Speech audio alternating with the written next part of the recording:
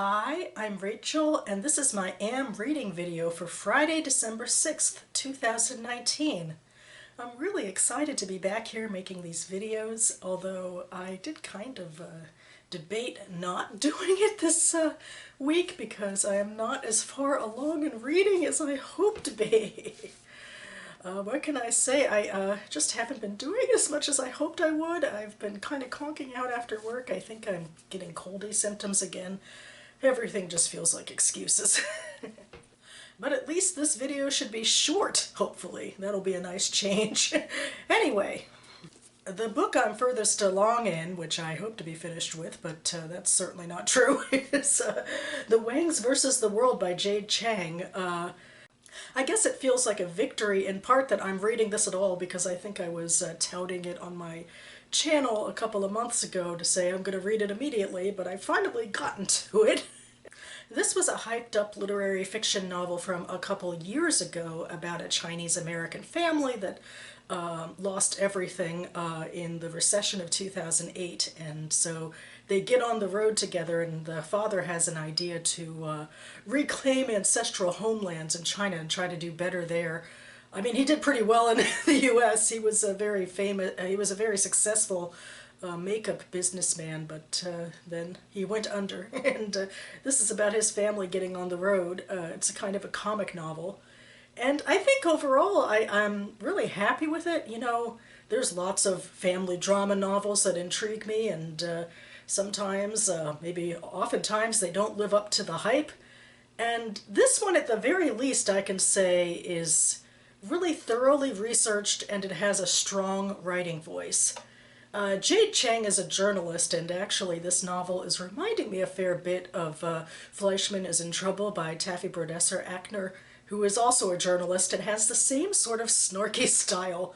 I swear, it just makes a lot of sense to me. Maybe I'm putting a lot of my own projections onto this whole thesis because back in the day I was a journalism grad student and I did some, journalism in high school, but in college. But it's just the idea that journalists are these cynical little monsters that have to that's some real bias, but anyway, they kind of have to hide that cynicism to a certain degree in their reporting, but then you give them a fiction exercise and suddenly the snark just comes all the way out. Maybe journalism also has to do with them creating characters who are not entirely good or evil. They seem to have layers. I don't know, I'm certainly reading into it too much now. I think ultimately though, well, so far I don't think I'm liking it as much as Fleischman is in Trouble. I feel like there isn't as much of a human core, but I feel like that really has more to do with the focus of the novel, that Fleischman is in Trouble is ultimately about human relationships. I mean, sort of seen through prisms of gender in a lot of ways, but it really is about feeling human through our relationships, whereas I think Chang is still more interested in ideas than people, like the power of capitalism and transactional value. It's kind of fascinating to see similarities between the art world and the world of finance in that way. And a bit into history, the wide sweep of history from China to the US, especially in the last 50, 70 years, I guess. And honestly, I'm still not far enough along into it to make too much judgment, or final judgment anyway, so I probably will have to be back to talk about it next week again.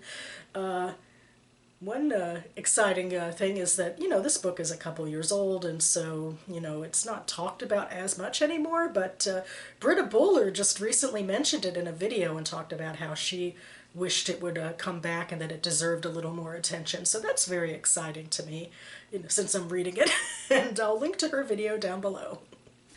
The next book I'm reading is On Middle Ground, A History of the Jews of Baltimore by Eric L. Goldstein and Deborah R. Weiner.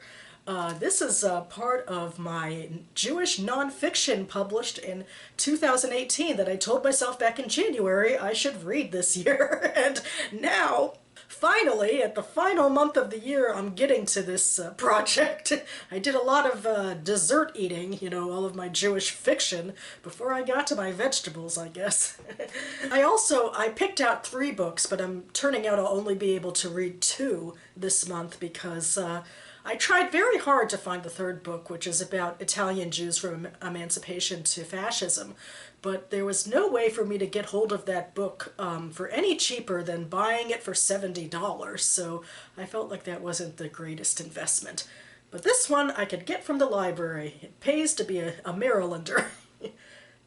Anyway, I've just read the intro so far, and I want to be team nonfiction, but I put this aside in the hopes that I could finish The Wangs versus the World more quickly because of the snarky fiction tone, and that didn't exactly work out like I hoped. I'm not done with The Wangs versus the World, and I'm not going to probably be continuing with this one this weekend.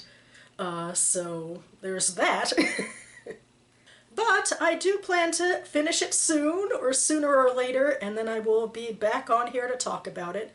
I really am quite hopeful. I read another one of Goldstein's nonfiction books about Jewish social history, about Jews and whiteness, so I could link to that review down below as well. And he gave me a lot of interesting things to think about there, so I'm hoping that trend continues. So that about covers it for me now. Not sure how much reading I'll get done this weekend.